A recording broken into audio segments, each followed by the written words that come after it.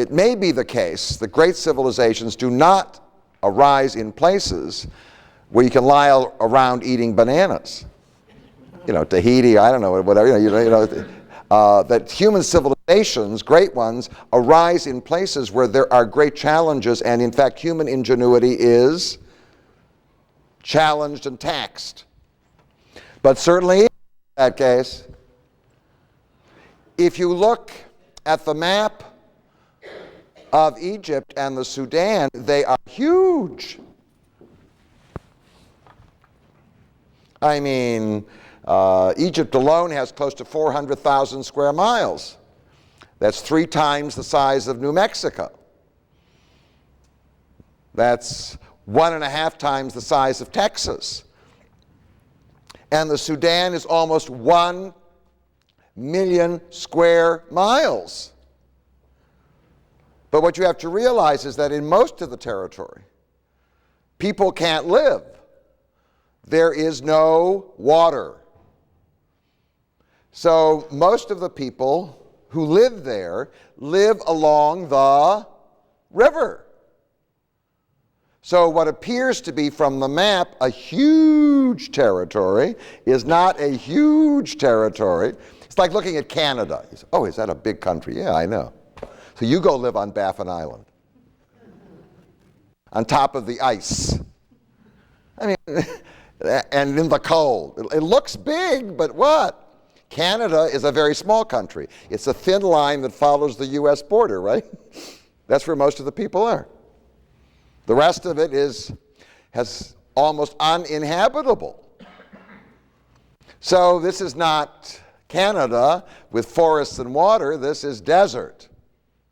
So we're talking about a civilization that arose in that Nile Valley. Now, today, Egypt and the Sudan, or most of the Sudan, are part of the Arab world, an important part of the Arab world.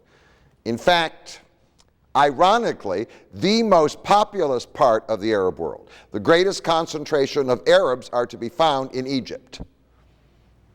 And this little itsy-bitsy riverside country with a delta, squeezed together, one of the most densely populated parts of the world. But that wasn't the case for most of the human history in this area. Before the Arabs came, there was a people called the Egyptians. And they had a long, long history, long before the Arabs ever came. There is an Egyptian language, which is no longer spoken by the people who live there. You can still hear it. There is a Christian group who arise out of Egypt. Their name is the Copts. We have a Coptic church here in Detroit. I think it's in Bloomfield Hills or Bloomfield Township. It's not too far from here. In that Coptic church, the language they use for the service is Egyptian. But nobody is walking around Egypt today speaking Egyptian. They've never really tried to revive the language as a spoken language. I mean, Hebrew was revived, but Egyptian has never been revived as a spoken language. But obviously, I mean, this is one of the great tourist destinations of the world, at least before terrorism. Okay. So in order to tell you about the people in Egypt, when the Arabs came, they came and conquered a place that had been around as a civilization for thousands of years. And in fact, most likely, most of the people in Egypt, even if they speak Arabic and think of themselves as Arabs, are really of Egyptian descent.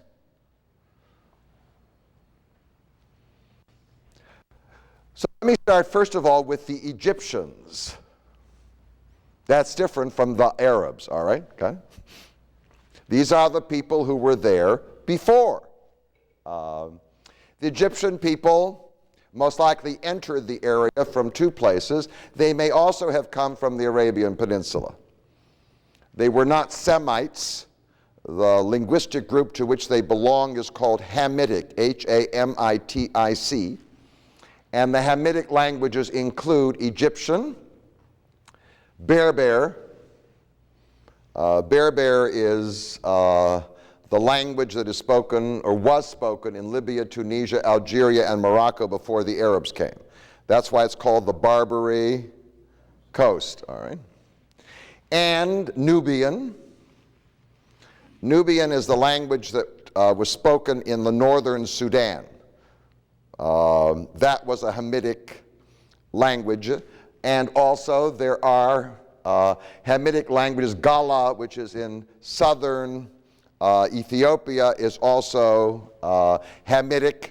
The Hamitic languages may have had, a long time ago, a common origin with the Semitic languages, but they basically are two separate groups.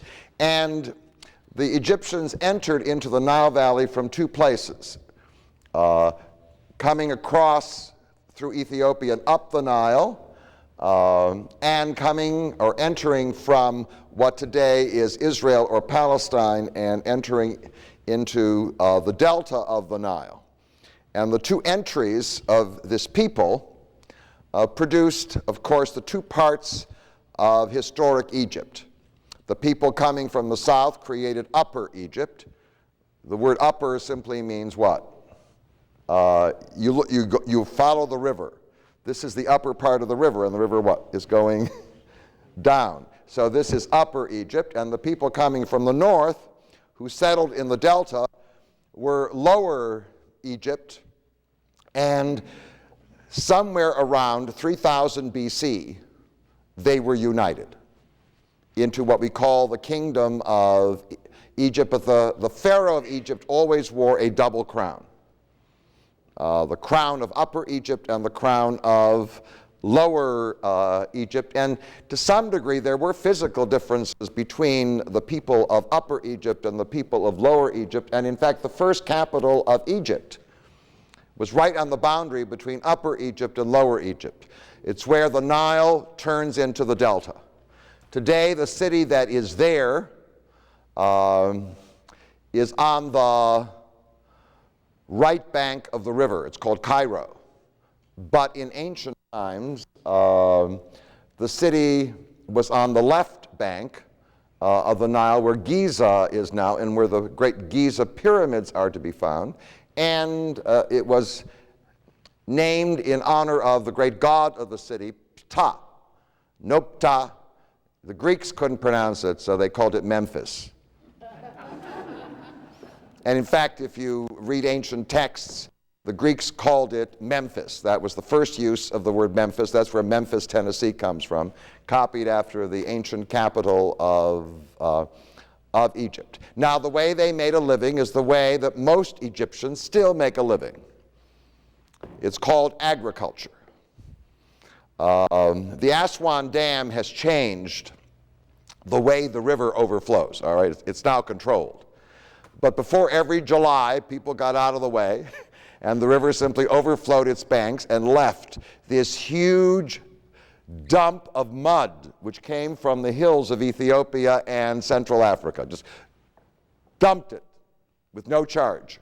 Just dumped it, creating in the middle of the desert one of the most fertile areas in the world. You could grow almost anything. And from that mud, they grew grain, millet, and wheat, and the stuff out of which you generally make bread. They were also able to pasture some sheep and goats. And out of the mud, they built their cities. If you still go to Egypt, they still do it. The Arabs, they still do it. They make mud brick. Millions, if not billions, of mud bricks. And then they pile them up, do you understand? And they make little buildings. Whatever it be, it's made out of the clay, the mud, the clay of the mud. It's there. And if you built a house out of that material here in Detroit, it would dissolve in, do you understand? In one day. It would all go. It would just dissolve. The reason why it lasts is it never rains. So you can use it, right? Build your mud house and it works. It doesn't dissolve, and that's Egypt. Mud and grain, do you understand this narrow strip of land? It's the same. I mean, the Arabs came much later, but they couldn't change the physical contours, and they couldn't change the place. Now, from the very beginning, it was very clear that if this place was going to be successful or powerful, it had to be centralized, because everything used the river. There was no other road. So from the beginning, Egypt enjoyed, or maybe didn't enjoy, centralized control. And in fact, there was a central ruler, the name of which appears in the Bible. We know all about him. He's called the Pharaoh, right?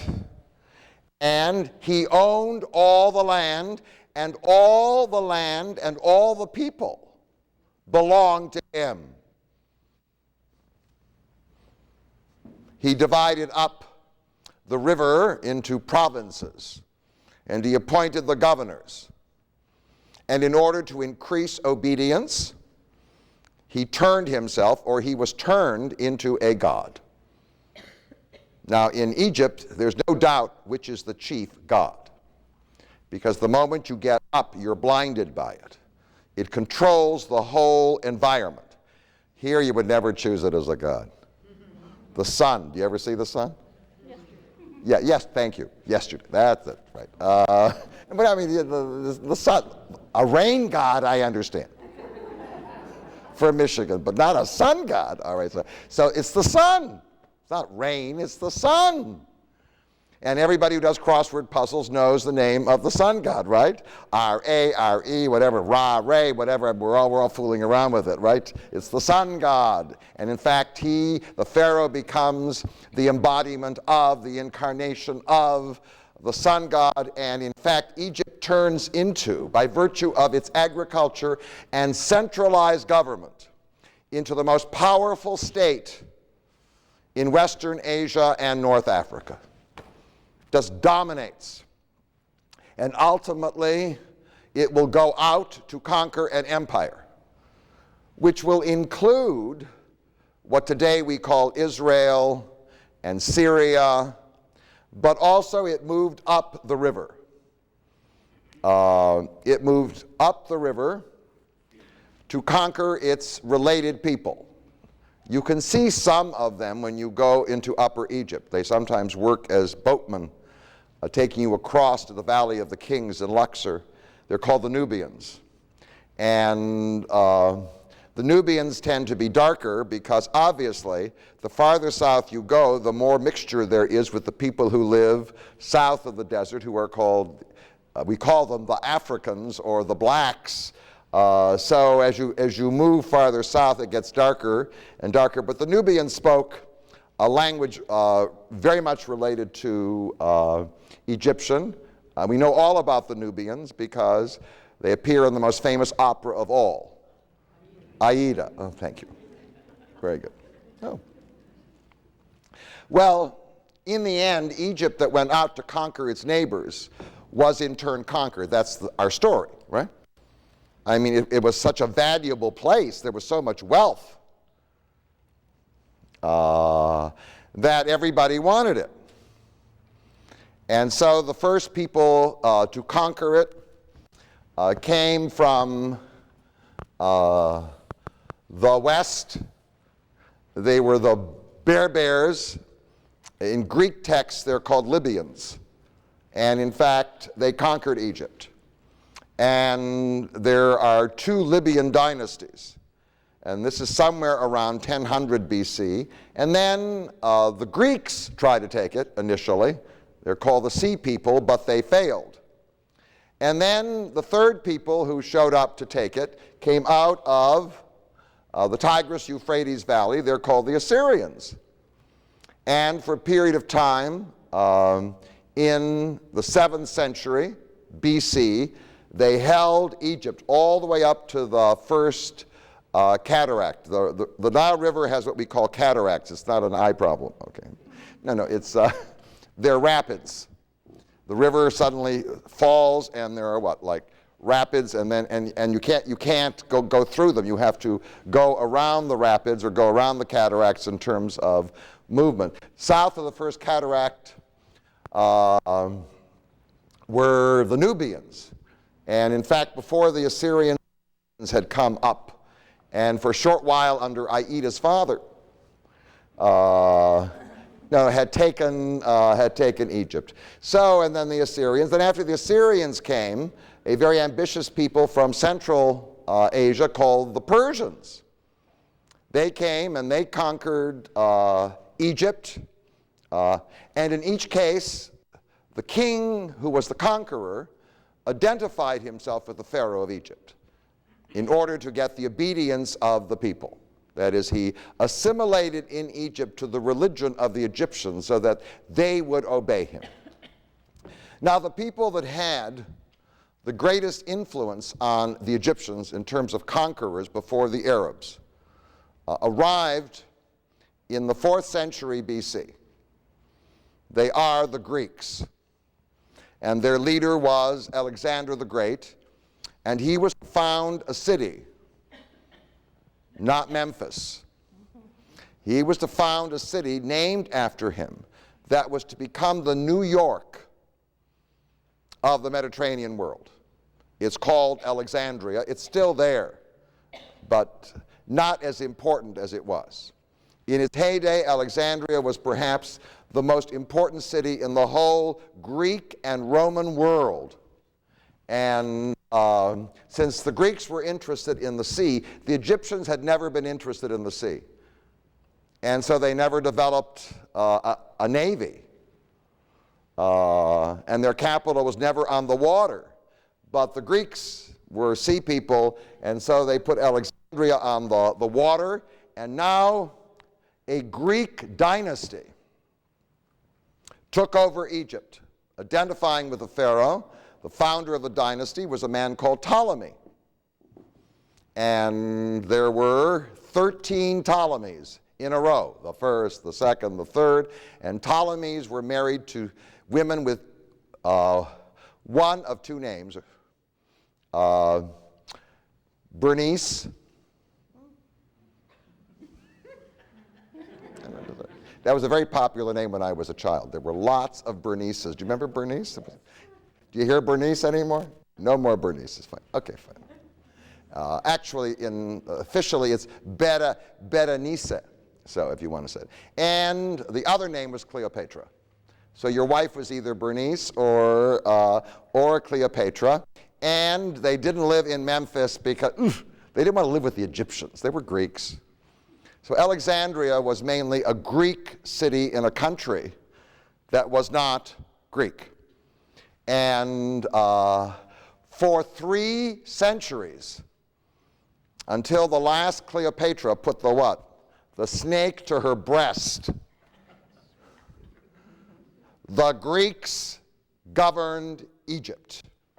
And if indeed they adapted to Egyptian ways, they also brought their own culture. They brought the Greek language. They brought Greek art and architecture. And they brought the Greek alphabet, the Egyptian language, which had formerly been written in what we call these symbols, hieroglyphics, and then a more cursive form of hieroglyphics, is now written in Greek letters. The Egyptians were called by the Greeks Copts. So the language is called Coptic, which is the same as Egyptian. And then the Romans came. We all know about the Romans, Julius Caesar, Cleopatra, Mark Antony, right? We got the whole thing. And they replaced the Greeks, except in terms of civilization, there was no difference because the Romans adopted Greek civilization. And now, instead of the Greek king, there is the Roman emperor. And during the Roman period, something comes to Egypt that is to become very important in its history. It's a religion called Christianity. And Egypt became one of the first major centers of the Christian religion. Alexandria and the whole Nile Valley, Christian, and intensely Christian. But very early, it was discovered that if you put two Christians in one room, you got 5 denominations. Okay. So they began to argue about religious matters. Actually, the issues weren't religious.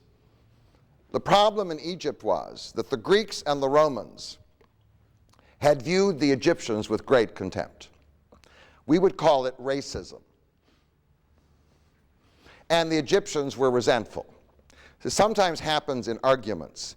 You argue with somebody, and the issue you're arguing about, which seems trivial, isn't the real issue, right? There's some other more important issue that nobody is bringing up. And the same thing happens here. Sometimes you argue about theology, but the argument isn't theological. The argument has to do with race. And the Egyptians basically rebelled against the Greeks and the Romans with Christianity, and they organized their own branch of Christianity. And in fact, the great bishop of Alexandria called himself the Pope. He was the Pope of the Egyptian church, of the Coptic church, which certainly in its heyday was as much a power in the Christian world as the Greek Orthodox or the Roman Catholic. And in fact, what they proceeded to do was to send missionaries up the river. They converted the Nubian people to Christianity. And then from Nubia, Coptic missionaries, Egyptian missionaries, made their way into Ethiopia. That's why today the Ethiopians are Christian, and the branch of Christianity they belong to isn't Orthodox or Catholic. It certainly isn't Protestant. It's Coptic. But that's all gone to a large degree. There are 7 million Christians, Coptic Christians, in Egypt remaining out of a population of 70 million. That means 1 out of every 10 people in Egypt is still Egyptian. And they are Christian. And as I will tell you, it's one of the issues now, they are persecuted. But they are the direct descendants, do you understand, of the Egyptian people who lived there. But somewhere in the 7th century, specifically in the year 639, there arrived the Arab armies. The Arab armies had been mobilized in Arabia, also in a desert, right across from Egypt in the Arabian Peninsula. And having been mobilized and unified by Muhammad, Muhammad dies, and then he leaves the control to his deputy. The first deputy, Abu Bakr, doesn't do very much, doesn't last very long. But the second one, his name is Umar. He's a doer. And what he proceeds to do is to take this Arab army. The first thing they do is Iraq. The second thing they do is they conquer Palestine and Syria, and they take Jerusalem. And the third thing they do is they invade the Persian Empire and take it. They're all fired up, all in a matter. Muhammad died in 632. By 639, that's 7 years. Got it? 7 years without cell phones, tanks. No, I'm just trying to tell you, I mean, the technology was, from our point of view, was absolutely primitive. You were on camels or horses. And the way you communicated was you screamed. You had to holler. So they did it in 7 years. So they're on a roll. And then one of the generals, whose name is Amr, A-M-R, is how you spell it in Roman letters, invaded Egypt with the Arab armies all fired up by this new religion. And they took it. How could they defeat millions of Christians? The answer was, Egypt at that time was under the control of the Greeks in Constantinople. And the Christian church in Egypt actually made a mistake. They hated the Greeks so much, they said, it most likely would be better to live under the Arabs. And in fact, their rationality failed them. And so the Egyptian people did not support the Greeks and the Romans who were there, and Egypt fell into their hands. All of Egypt, all the way up the Nile, and then the army was just going to keep moving on until it reached Spain. It was on a roll. But now, the richest country in the Middle East, or the Near East, is in the hands of the Arabs. And once the news arrives in Arabia that Egypt is conquered, thousands and thousands of Bedouin pick themselves up from their desert oases and move into Egypt. And once they move in, they take land. They're not farmers, so they're not going to do farming. But they don't mind being an administrator or a military leader in charge of something. They just move in. Now, between 639 and 1000, Egypt is radically changed. The first thing is that by 1000, the overwhelming majority of the people in the country are no longer Christian. They are Muslim. Were they voluntarily converted? Were they forcibly converted? It's all a mixture. One of the realities of the Muslim world was, and it certainly doesn't affect this audience because I know you are people of total integrity. If you were a Christian, you paid very high taxes. And if you were a Muslim, you paid almost no taxes. Doesn't influence this group. No. So, over a period of time, do you understand? Thousands and thousands of people moved over from one side to the other. I mean, people gravitate to the people in power. And the second reason, which certainly was like a message from God, was the overwhelming success of the Muslim world. You understand? They went out to conquer the whole Persian Empire and most of the old Roman Empire. They reached the Pyrenees in Spain. I mean, the whole thing. And along the way, the language of Egypt changed. By the year 1000, very few people spoke Egyptian. Egyptian was only used in Christian churches as the liturgical language, like Latin in the Roman Catholic Church. People started speaking Arabic. And today, if you go to Egypt, it's an Arab country. Do you understand? The overwhelming majority of the people are Muslim. The language spoken by everybody is Arabic. Now, if you look at the Egyptians, you say, do they look like those people in those sculptures that we see from ancient Egypt? I mean, obviously, it's a genetic mixture, right? Arabs and Egyptians together producing this new population. But now, by the year 1000, there's almost no memory of the 4,000 Glory, do you understand? Glorious years of Egyptian history. The people of Egypt have been absorbed into the Muslim world, and they regard themselves as Arabs. They are part of the Arab world, and above all, since it's the age of religion, they regard themselves not as Christians, but as Muslims. There does remain a very large group of people. It may have been 1 out of 5 back in 1000 who retained their Egyptian identity and retained their Christian religion. But they were a minority, and they were persecuted. Tolerated, but persecuted. Now, something must have happened to Egypt.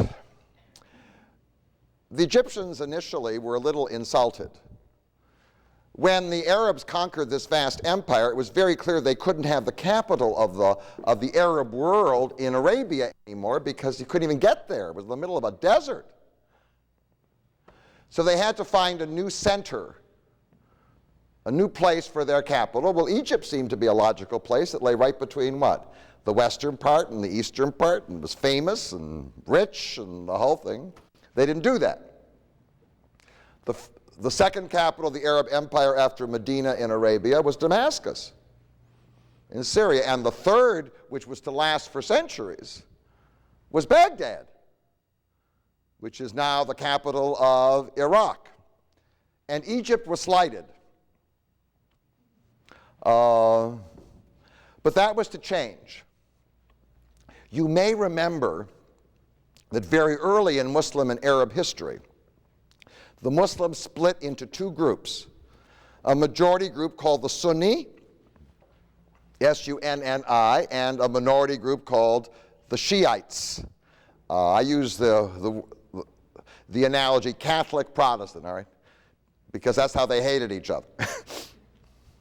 And the Shiites had started in Iraq. But when Baghdad was made the capital and the central government of the Sunni Muslim world was there, many fled to other places.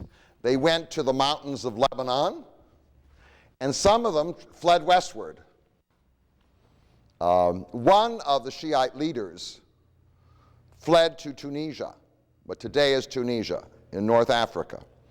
And there he established a kingdom of his own, and stuck his tongue out at the Caliph in Baghdad. And then he organized a big army. He claimed, that was very important for Shiites, Shiites will only accept as the ruler of Islam a man who was descended directly from Muhammad. But Muhammad didn't have a son. He had a daughter, her name is Fatima.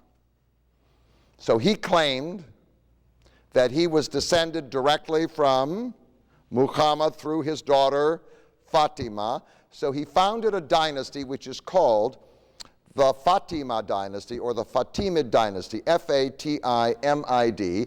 And having taken his army in the 10th century, he swept eastward and invaded Egypt and took it. And now came the great chance. It's a great period of time in what I call Arab history in Egypt. Arabs in Egypt sometimes look back fondly to this period. He decided that he would create his own capital. It would be the rival to Baghdad, which was the capital of the Sunnis. And so on the site of Memphis, but across the river. Memphis was on the left bank. On the other side, and it's a good place because it's right where what? The river turns into its delta, into, right? Right there. He built a city which was called the Victorious City, the place of victory. Al-Qahira. We call it Cairo. In southern Illinois, they say Cairo, but no, but it's Cairo, and in fact, the Shiites of the Fatimid dynasty, because of all the wealth of Egypt which they had taken, turned Cairo into a rival of Baghdad, and it was bigger and richer. Because Egypt had all this incredible agricultural wealth. So Cairo now emerges somewhere around the year 969. A new city now emerges on the scene. It has no history in terms of Egyptians. It's just it's an Arab city. Started by Arabs. It's now the capital of the Shiite Empire.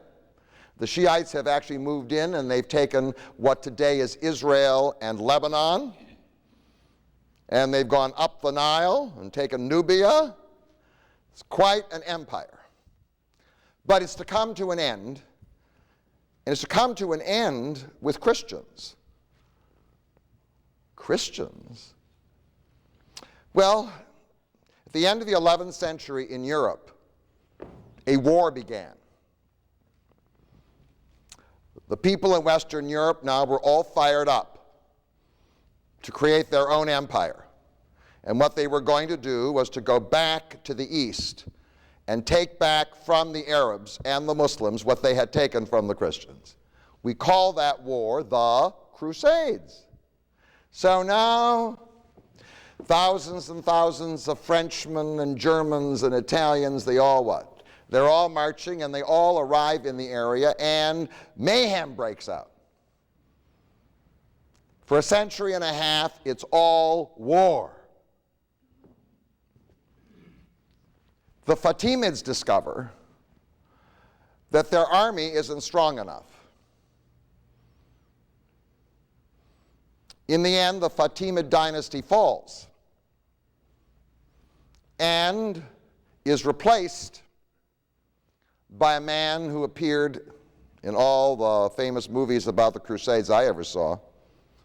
We say in English, Saladin, Salah ad-Din. He was a Sunni Muslim, actually. He was a Kurd from Syria, but he was a great warrior, and he was chosen as the king of Egypt because somebody had to fight those crusaders, and he was very successful. He drove the crusaders from Jerusalem. But in order to do that, he needed an army. And he began to do something which was to affect the history of Egypt. He didn't have enough Arabs who were warlike enough by that time. So he imported people from the Caucasus Mountains.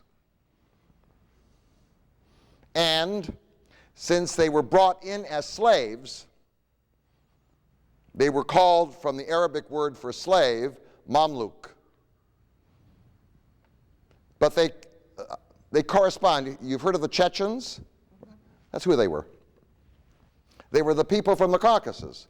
They were the Chechens, the Circassians, whatever they were. So they were brought in, and they now became the chief soldiers of his army. And when he died, they took over. And Egypt now fell under the control of people who indeed were Muslims, but they weren't Arabs. And they didn't like Arabs. And often they didn't marry Arabs. And if they wanted new soldiers for their army, they imported them from the Caucasus.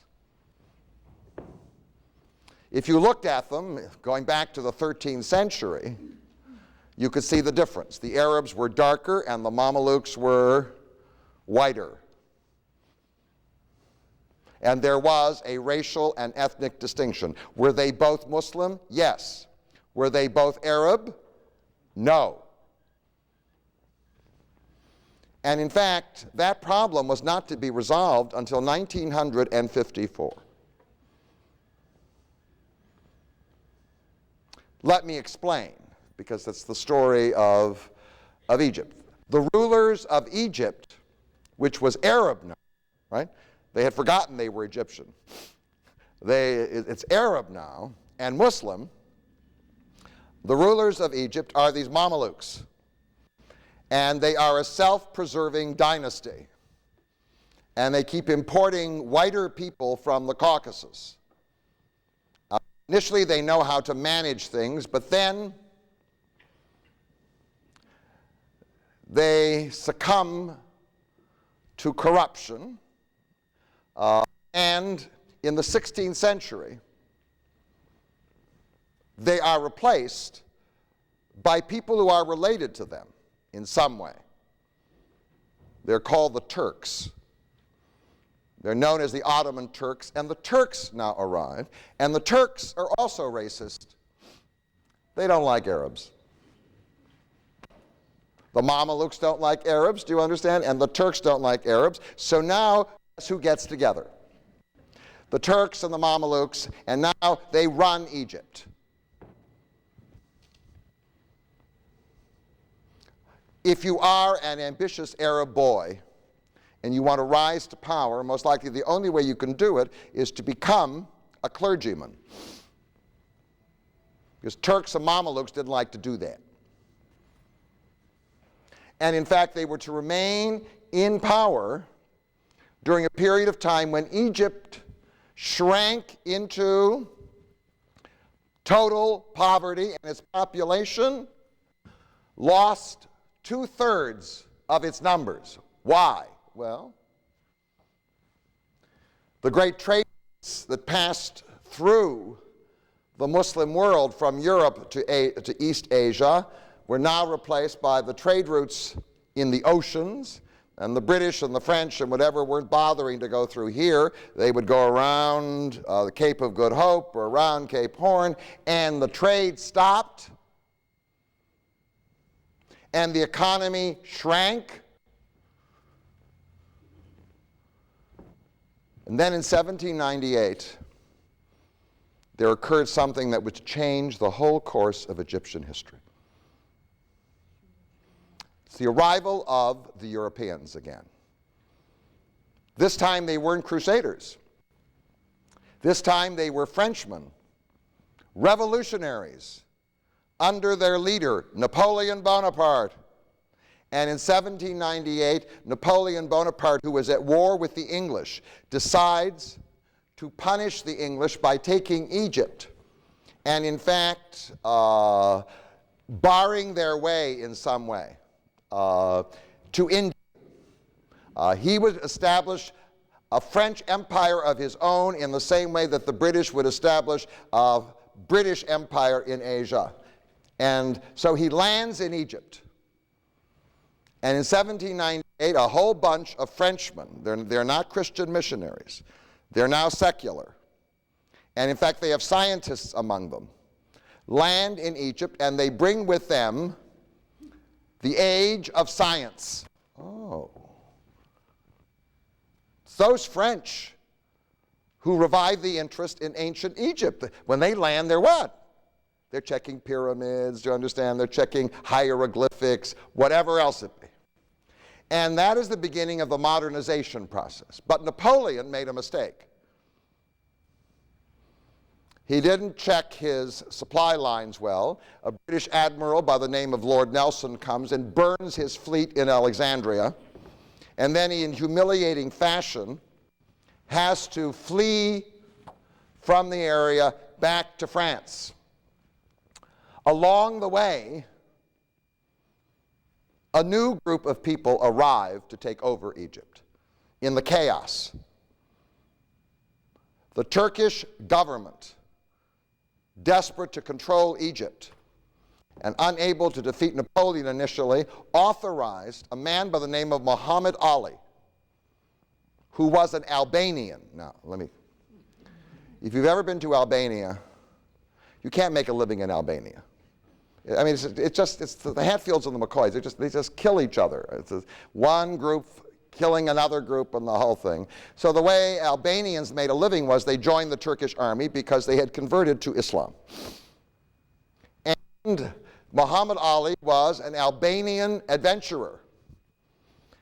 And he was appointed by the Turkish Sultan to make sure that Egypt doesn't fall again into the hands of the French. He arrives, he establishes his control, and he now brings a third group. First they're the Mamelukes. Then they're the what? The Turks. And then there are the Albanians. And he brings in loads of Albanians. They're white, and they think the Arabs are what? Dark. Usually Albanians end up at the bottom of the heap, but in Egypt they were at the what? No. They were at the top of the heap. And in fact, when the Mamelukes object to the Albanians invite them to a party. And at the party, they kill them all. So all you have left now are Turks and Albanians. And they run Egypt. And Muhammad Ali is influenced by what Napoleon did. The only way he feels that Egypt can survive is to go modern. So he and his son and grandson and great-grandson, who govern Egypt in the 19th century, start an experiment.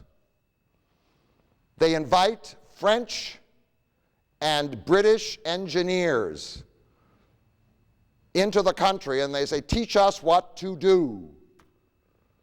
And out of it came the beginnings of a modern economy. The first Arab nation that entered into the modern world effectively was Egypt.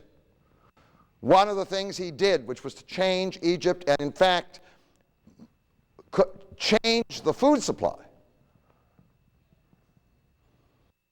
decided to plant cotton because the British wanted cotton, do you understand?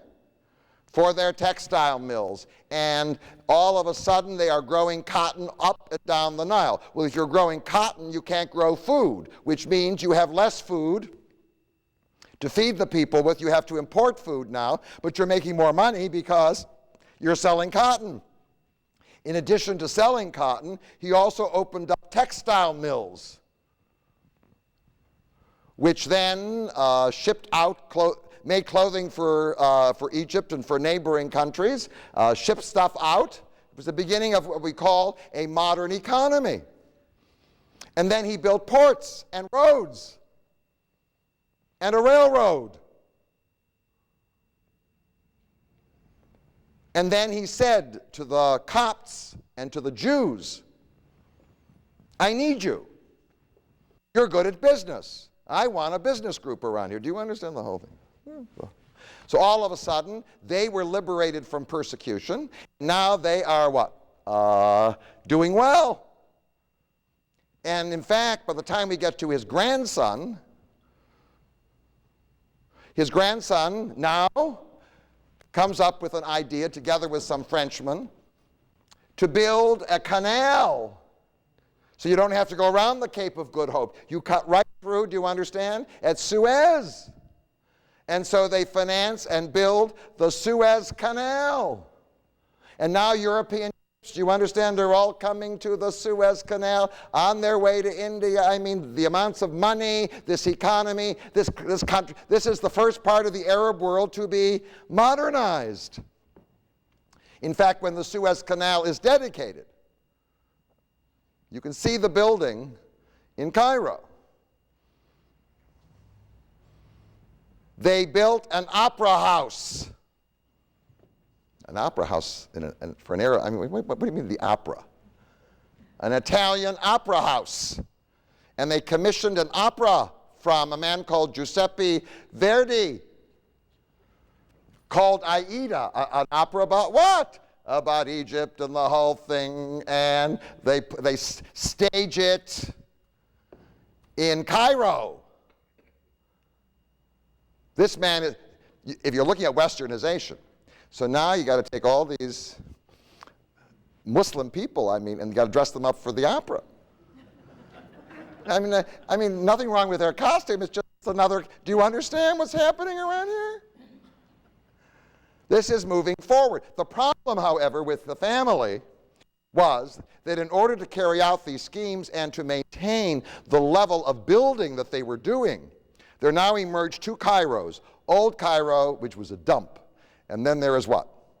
Oakland County. Then, then there's New Cairo, understand? And New Cairo lies between the hill on which Old Cairo is and the river, and there's a gorgeous island in the middle of the river, and now there are clubs. The whole thing is just expanding. But he borrows so much money, he can't pay it back. And in the 19th century, if the great powers of Western Europe lent you money and you couldn't pay it back, they came with their boom boom. And they made you pay it back. When Nicaragua couldn't pay its debts back, Great Britain arrived with ships and boom boomed the coast of Nicaragua. The same thing was done in Venezuela. So now the British say, pay up or we're coming. And when they didn't pay up, the British came, and in 1882, the British arrived in Egypt. So now the French, who were primary, are replaced by the British. The British arrive. The man who arrives as the British governor is Sir Evelyn Baring. They preserve the fiction that Egypt still has a lord or pasha, like a king. So the title he takes is Consul General. But everybody knows what? It's like, Bremer in Iraq. He takes over, and he gets a title, Lord Cromer. And I want to tell you, the British now move in, and they say, oh, we need a new road over here and another railroad over here, and we need an administration building over here. And in a matter of 40 years, they turn Egypt into the most Western and most modern Arab state, all right, in the world. Along the way, they use the non-Muslims, who are glad the British are there to protect them. The Jews, the Copts, and there are also Greeks and Italians there. And in fact, I don't know whether you ever read Durrell's Alexandria Quartet. It's a wonderful series. It's about life in Alexandria during this period of time. For these minorities, life is wonderful. And in fact, the economy is booming. The problem is the distribution of wealth. Most of the money made from this new economy goes to a small group of people at the top. The Albanians, the Turks, do you understand? The Jews, the Copts, the whatever else it is. For most of the Arabs who are slaving on the riverbank or in the cotton factory, who knows what, they're not getting anything. And so we finally arrive, after the Second World War, to an Egypt which has already been given by the British its independence. Got its independence in 1936. And the king of Egypt is a man we all know, very white. He's not an Arab. His name is Farouk. He is of Albanian, Turkish origin. His ancestor is Muhammad Ali. He doesn't socialize with a lot of Arabs. There are lots of people he knows from France, England, whatever. He parties with them. He loves to go to the Riviera. And he loves to eat. All right. And he's now in charge. Along the way, he was forced, and his ancestors were forced, with British help, to make a concession. The concession was that there should be some kind of parliament. And they grant universal suffrage. Oh, what a mistake. Which means the majority of the voters are Arabs. And the next thing you know is the parliament has a party called the Wafd Party. Oof.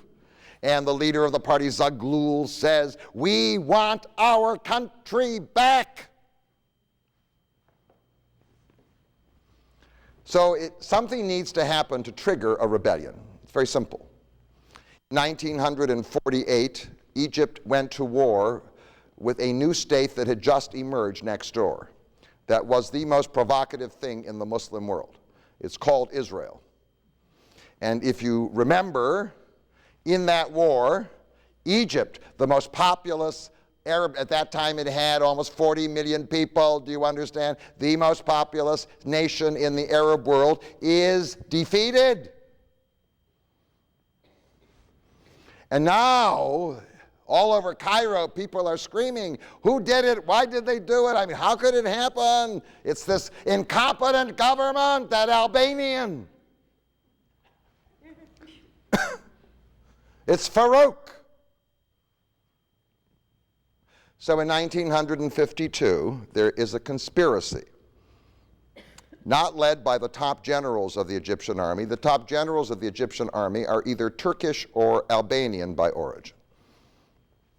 They're led by middle officers.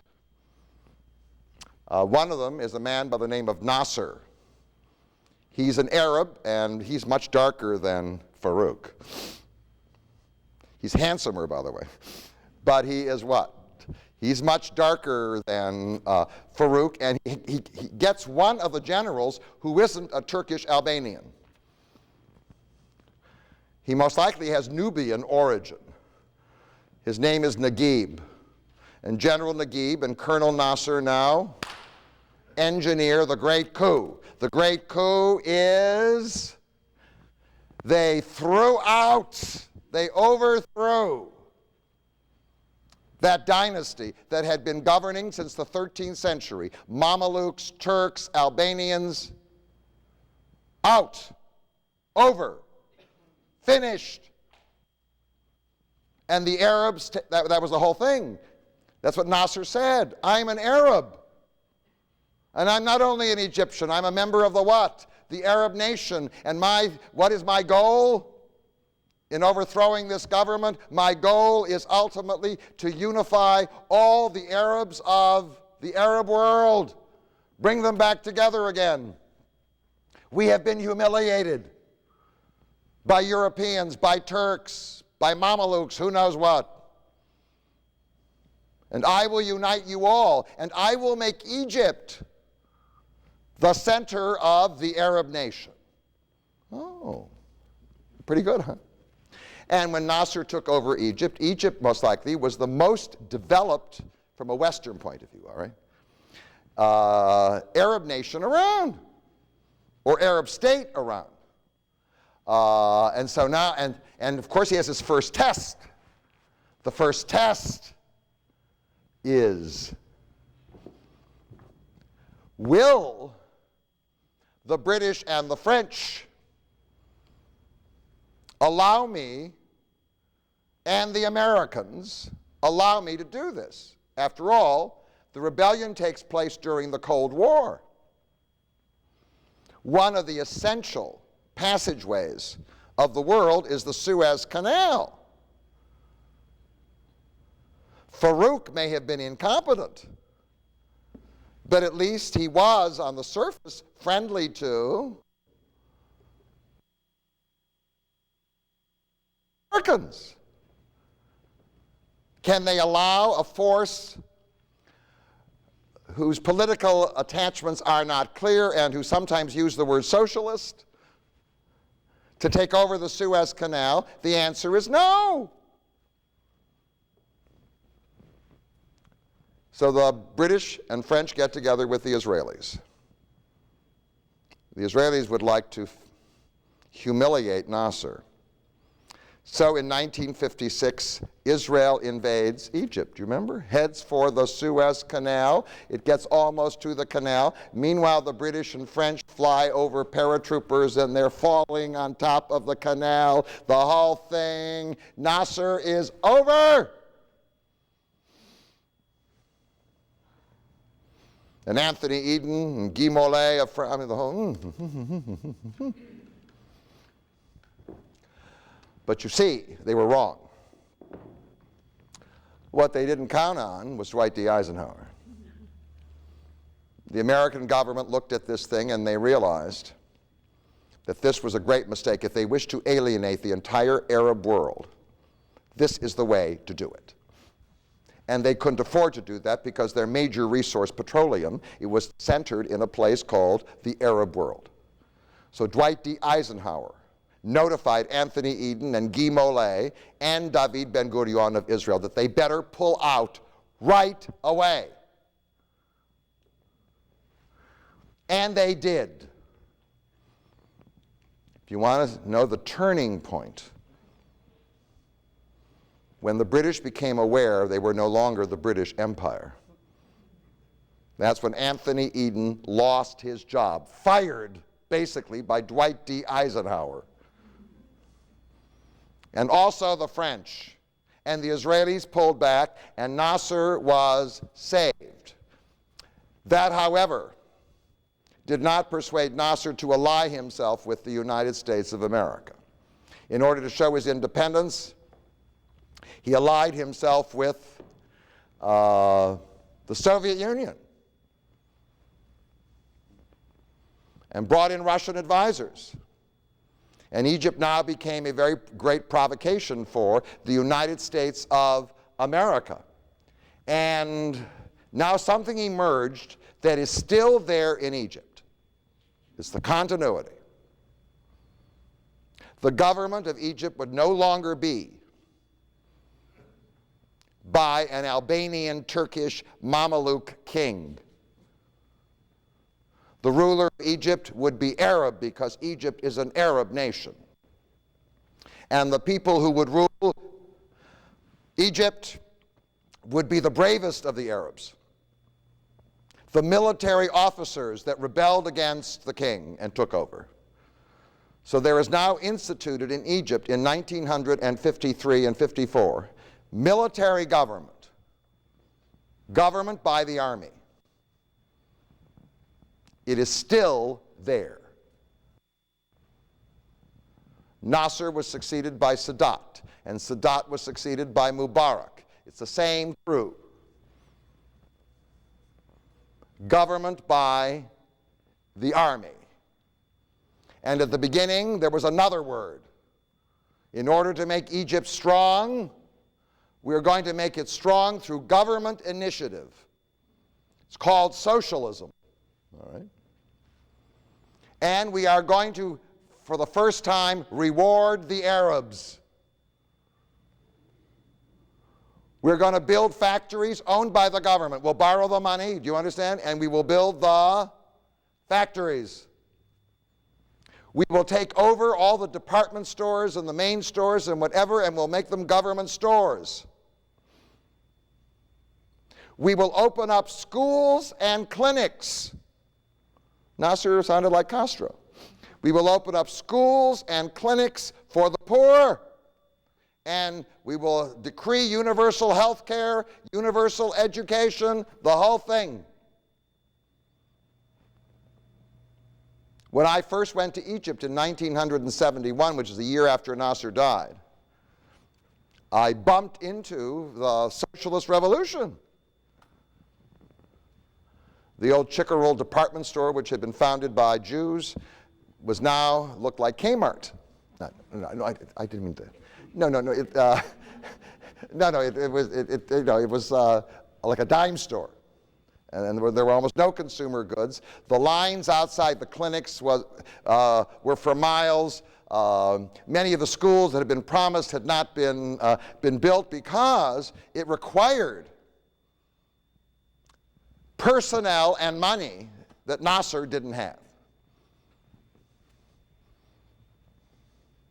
But it was a great event, and of course that was to lead to a change, because the Russian advisors kept encouraging him to go ahead with the socialist revolution. The one thing that they arranged to build for him was something that would transform the agriculture of Egypt and broaden it. It's called the Aswan Dam, which controls the water of the Nile.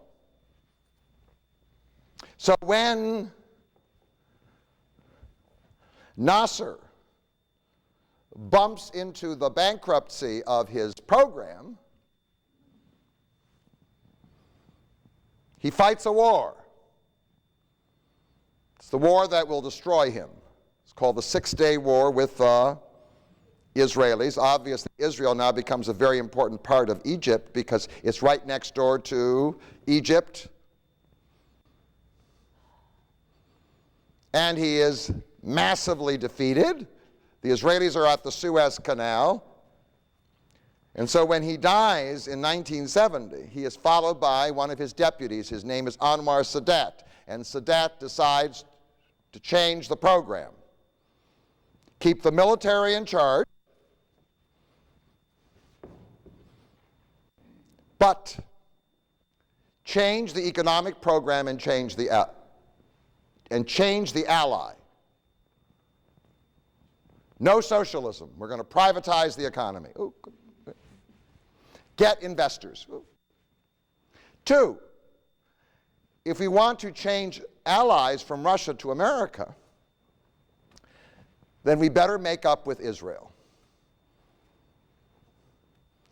Because the war with Israel, 1, is too expensive, and 2, Israel is the ally of the United States of America. So the next thing you know is he flies to Jerusalem, lovey-dove-dove, and then the third thing he does, which repudiates an important part of Nasser's dream, he says, I am not interested in uniting the Arab world. I am simply interested in improving the conditions of living here in Egypt. But his making a deal with the Israelis now riles up another group, and I want to describe them. The failure of Nasser in Egypt led to a question.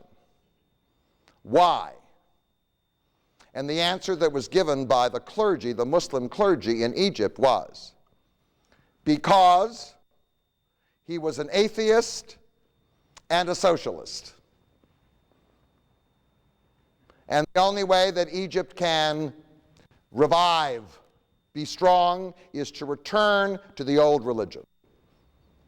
In fact, Egypt was the home of modernization in the Arab world. It was also the home of Muslim fundamentalism.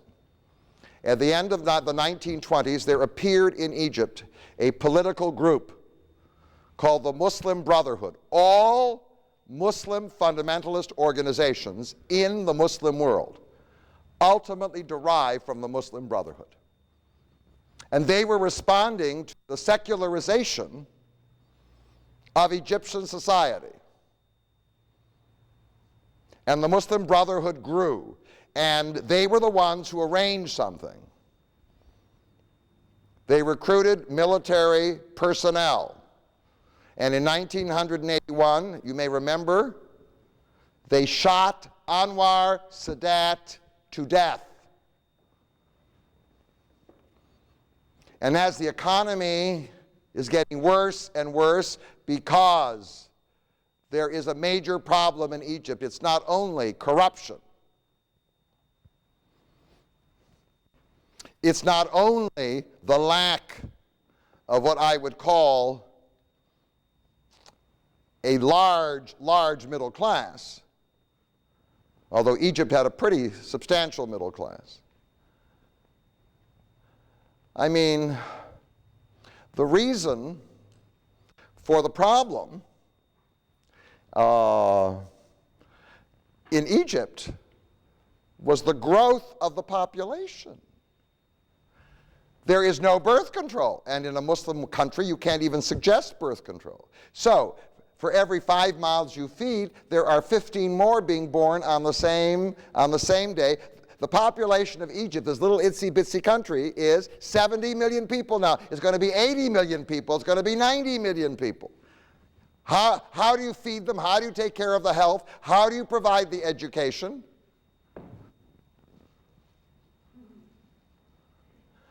Well, the Muslim fundamentalists feed on the endemic poverty. And I visited Egypt again in the 1980s after Sadat was killed. And I went up the Nile River and I went through the towns on my way to Luxor to see all the great Egyptian ruins in the Valley of the Kings. All right, fine. And along the way, I discovered that most of these towns in Upper Egypt were in the hands now of Muslim fundamentalists who hated Sadat and who also hated Nasser,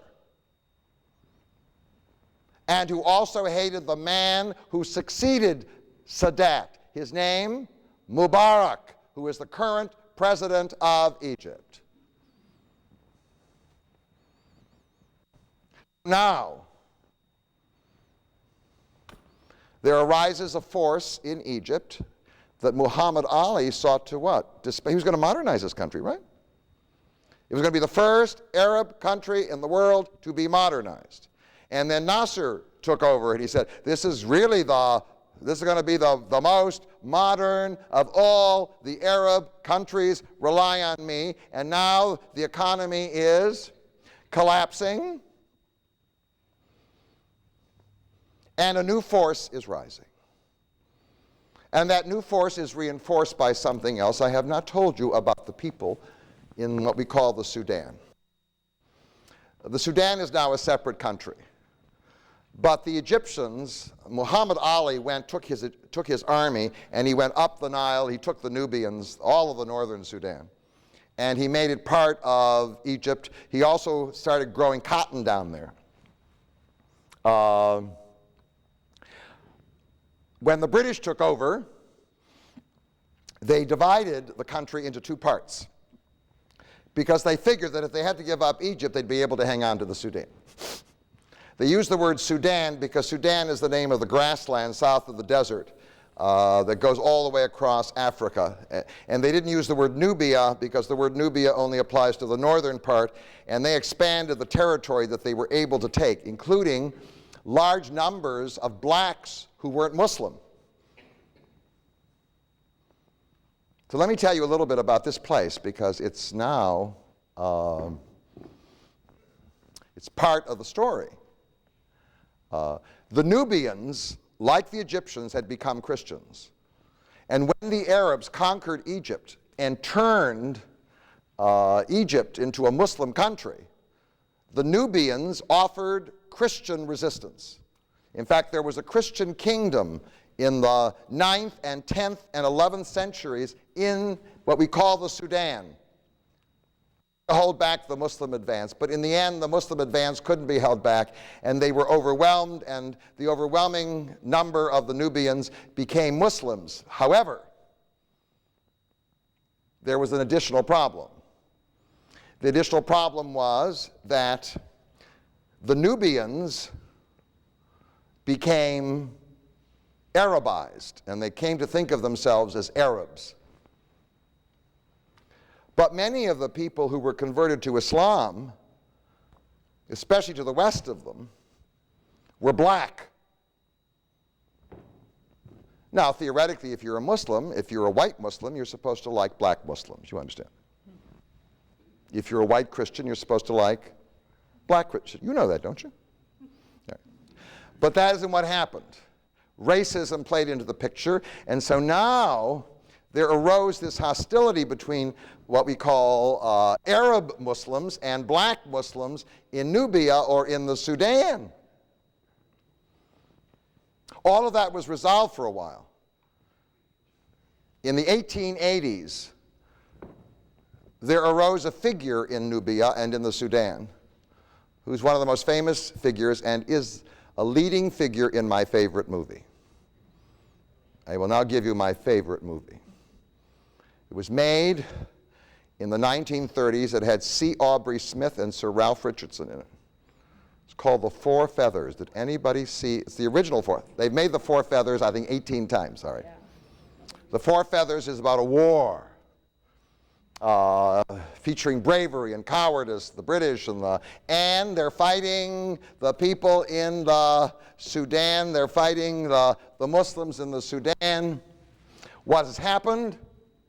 A fundamentalist leader has arisen who says, we don't want these modernized Egyptians, and we don't want the British who help them. And we're going to kick them out. So he does. He captures Khartoum. He kills the British general whose name is Gordon. And he takes the name of the Messiah, which is the way you say that in Arabic is Mahdi. The leader, the deputy of God, and now he's going to sweep all over the area and establish, do you understand, an Arab kingdom. He's even going to march north and take Egypt. So the British are beside themselves, so they have to organize an army, which they do under Lord Kitchener, and they come down, and that's what the movie's about. How they come and they ultimately vanquish the Mahdi, who has locked up his British prisoners in a little pit of a jail. I mean, the whole thing. It's a marvelous movie if ever you want to see it. It's an incredible story. All right. And, but in the end, the British prevail. But the tradition of fundamentalism remains what? Strong. In 1956, realize they have to give up the Suez Canal. They grant the Sudan their independence so that Egypt can't have it. And the Sudan, or Nubia, now becomes an independent country. And becoming an independent country, it has all the problems that came out of its past. First of all, its economy. Well, we'll try cotton. That's not good enough. 2, racism. The Arabs don't like the blacks don't like the Arabs. Some of the blacks are Muslim, some of the blacks in the South are Christian. Civil war.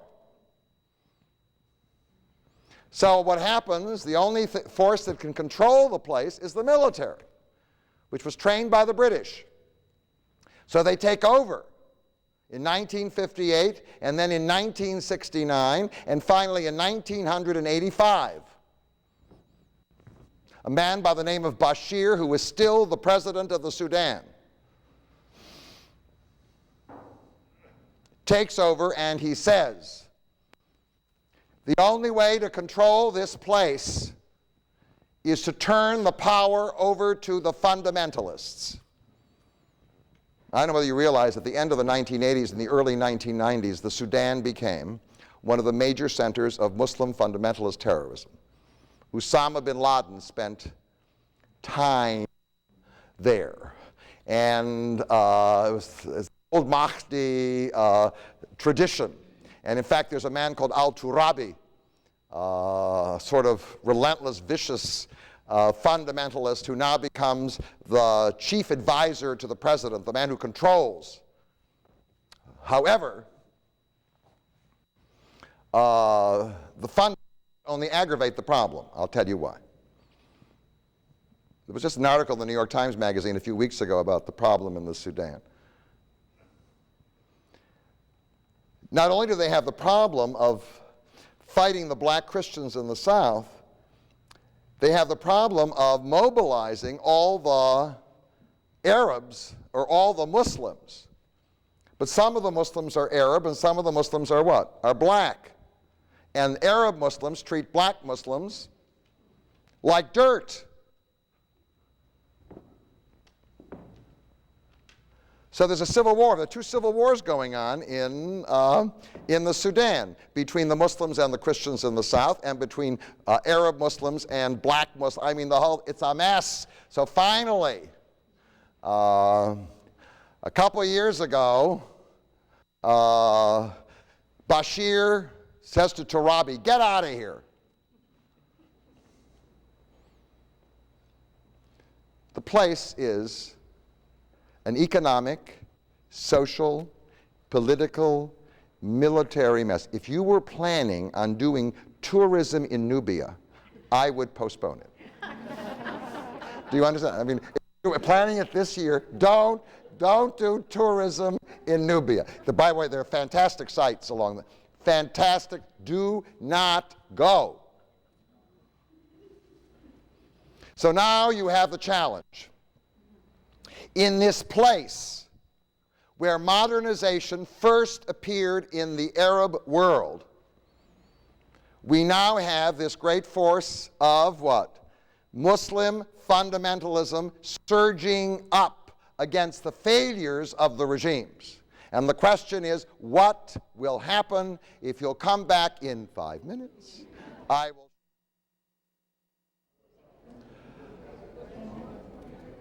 Both Egypt and its extension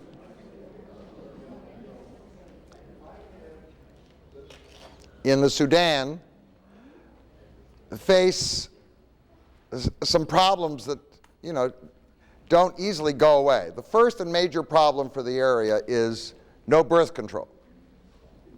Is just this endless increase of population, and there's no land. I mean, they're all squeezed into the what? Along the river. The second, as a result of this, is the overwhelming poverty. That is, despite all of Nasser's promises to take care of the Arab people, now that he had gotten rid of the Albanians and the Turks, was not fulfilled. The third is the rising expectations of people in poor countries.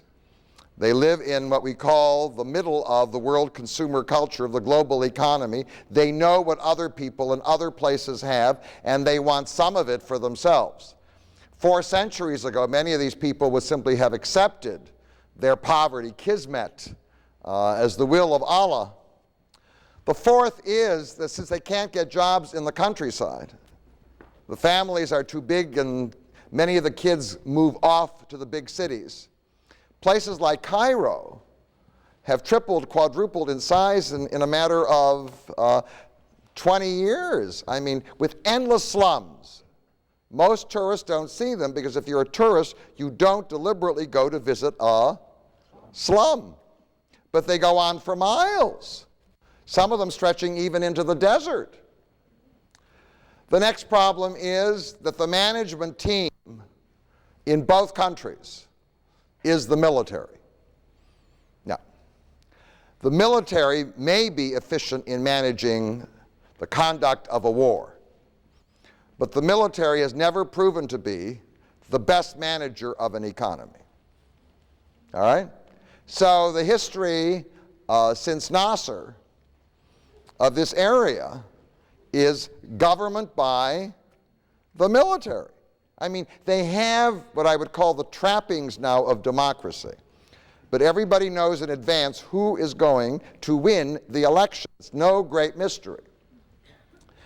Certainly one of the great problems, because it triggers expectations, is the dichotomy. There are people in Egypt, and maybe a few in the Sudan, who are very rich. And in fact, they've made a lot of money.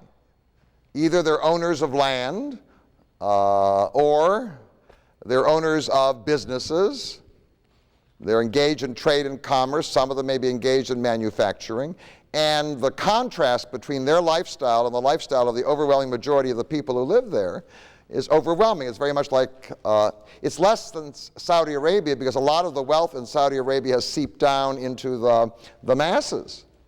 Here there's no petroleum. One of the big challenges, if you're going to employ people, is you have to create industry. Agriculture most likely can't absorb any more people. I mean, one of the ways to employ people is the government does. You create government jobs, clean the streets, whatever. I mean, fix the window. I mean, whatever. They don't have the resources to do that. And right now, the primary products of Egypt and the Sudan, Egypt in particular, there's agricultural goods and textiles. That's it. They haven't gotten from what I call the textile level, what Nasser wanted, into what I call the metallurgical level. They haven't touched it. One of the major problems is racism. Well, they got rid of the Albanians and the Turks and the Mamelukes in Egypt. But certainly in the Sudan, in Nubia, the racism between Arabs and blacks is overwhelming. And what is so ironic about the whole thing, most of the Arabs in the Sudan would be regarded as black in the United States of America. They're just comparing a lighter color to a what? to a darker color, which becomes over in this. If you call an Arab in the Sudan a black, and that would be the danger, you come from America, you're finished, over, do not move, do not pass go, do not go anywhere. That's where you are. All right. And then there's the problem of education. Nasser promised all these schools, no resources to build them with. So there's widespread illiteracy. Gains were made under Nasser, but the problem is so overwhelming.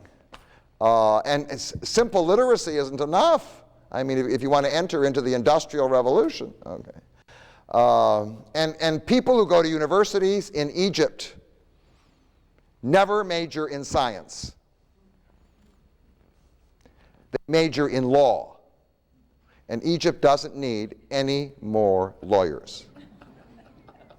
It just doesn't. Doesn't need any more lawyers. Okay. And the clergy, if there's anybody who's doing education free, most likely, it's the clergy, and the clergy are fundamentalist. And they're now in charge of the educational process because in many cases, the public school systems that Nasser tried to create have they have failed. And when you have poverty, you have corruption. And then there's the problem of Israel. The military government, Sadat took the risk, and Mubarak has confirmed it, made peace with Israel, which for Israel was an enormous boon because it was bordering the most populous Arab nation in the world. But that was very risky for this military government because the most provocative issue in the Muslim and the Arab world is Israel. And dealing with Arik Sharon now and his policies makes the peace with Israel all the more difficult. And then Israel's chief ally is the United States of America, who is also the chief ally of Egypt. And in fact, America gives Egypt close to $4 billion a year in aid. So now you're trying to do this balancing act between your fundamentalists who are screaming anti-American slogans, your alliance with America, your peace with Israel, and you're trying to keep a lid on any kind of democratic activity. You got to be a good dancer. You know, it's like Nixon's secretary. I always think of that picture. Remember with the recorder. Okay, so do you remember that? She's got a foot here and her hand is over here. That's one of my favorite pictures. Anyway, and then you've got, and then America's coming into the situation saying, what we want in the Arab world is democracy. If you had a free vote in Egypt now, the fundamentalists most likely would win. I'm not interested in democracy. I'm interested in personal freedom and personal rights. I mean, if a Democratic majority is going to cancel them out, then of what value is democracy? I mean, it's one of those slogan words that I now hear all the time. We're going to bring democracy. Yeah. We're grateful that Mubarak has a heavy hand on the situation. Now, the opposition in Egypt, primarily also in the Sudan, you got your intellectual liberals who complain about Mubarak, and justifiably. We can't write everything we want. We can't publish everything we want. We get arrested when we say certain things against the government. We want the kind of freedom in Egypt that they have in the United States of America. Well, yeah, sure, you should, indeed. And what it also means is that the fundamentalists who are now being repressed in Egypt will have equal freedom, and they most likely will have much greater success. The second, of course, are the socialists who feel that Sadat betrayed the socialist revolution. We didn't go through with it. Well, The third group are the anti-Zionists, for whom the main principle is hating Israel. For them, they can't understand why Egypt is still at peace. What we should be doing is going, supporting our Palestinian brothers, whatever it be. And then there are the fundamentalists in both countries with overwhelming power, with clerical leadership. And then, of course, one of the opposition groups are the people who feel racially assaulted, especially in the Sudan, the blacks who are either Muslim or Christian. What are the realities? Well, both countries have within them enormous seething discontent. And the only way it's held down is through military force. So there is a lot of repression. There is not only repression of liberals, there's a lot of repression. The main repression is often a fundamental. I mean, in Nasser's time, they were arresting fundamentalists all the time. In Sadat's time, they were arresting fundamentalists all the time. In Mubarak's time, they're always arresting fundamentalists. I mean, they're always being put on trial, put in jail, whatever it be. And then you have to ask the question, well, is that terrible? Well, if you don't keep the lid on, then they're going to, they're going to win. Life is not easy. And then what you need in the Muslim world, since they don't have strong democratic traditions, you need a strong leader who's in favor of modernization, who tells groups, shut up, this is where we're moving. 4, you have increasing emigration. Egyptians move all over the Arab world because, the unemployment situation is very tough, and from time to time there are too many Egyptians in an area and they get expelled and whatever, but they move around, and their reputation in other parts of the Arab world is that they're arrogant, like New Yorkers. But that may mean they're smarter, I don't know. Okay.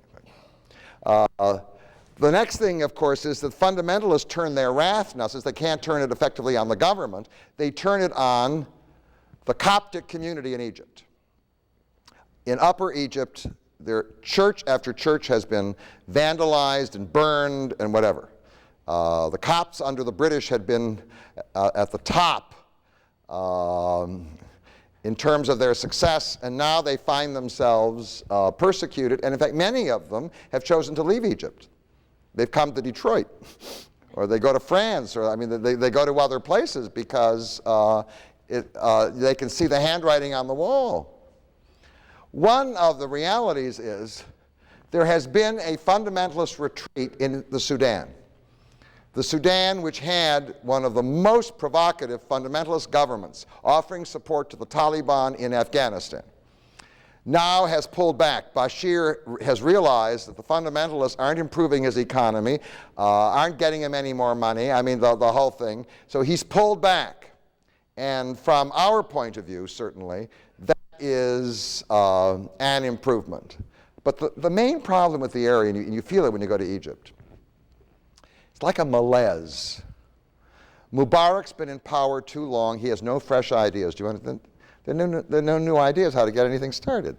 And in the Sudan, they're exhausted from the Civil War. There are no new ideas. It's like there's nobody around with like a fresh idea to get things started. It's a kind of malaise that exists in the area. Meanwhile, Israel is trying to find a role for the Egyptians. What Israel would like to do under Sharon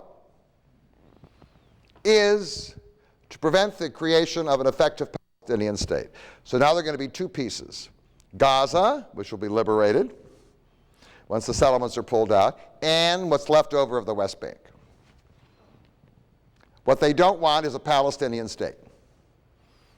So what they would like to do is to return to the situation before 1967, when the West Bank was in the hands of Jordan and Gaza was in the hands of the Egyptians, and now the Israeli government is trying to tempt the Egyptians to police Gaza after the Israelis pull out.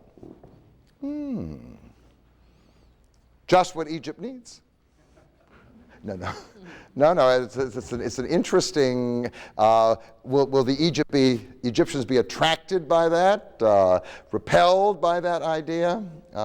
One of the realities is that Egypt, the present Egyptian government, needs American help. So they're tied in this impossible trio.